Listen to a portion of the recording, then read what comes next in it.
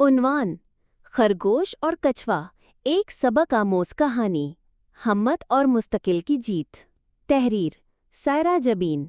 एक सरसब्ज जंगल में टोनी नामी एक मगरूर खरगोश और मंगू नामी एक सुस्त लेकिन मुस्तकिल मिजाज कछुआ रहते थे। टोनी हर वक्त मंगू का मजाक उड़ाता। तुम्हारी रफ्तार देखो, क्या कभी दौड़ में मुझे हरा पाओगे? एक दिन मंगू ने चैलेंज कबूल कर लिया। ठीक है, कल सुबह दौड़ होगी। सुबह हुई तो तमाम जंगल के जानवर इकट्ठे हो गए। टोनी ने एक ही छलांग में मंगू को पीछे छोड़ दिया। रास्ते में उसे एक घास का खूबसूरत मैदान नजर आया।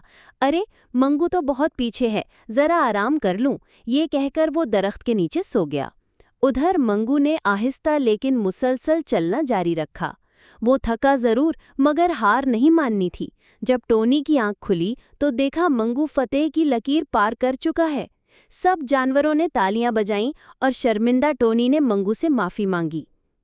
सबक: मगरूर हार जाता है, मुस्तकिल मिजाज जीत जाता है।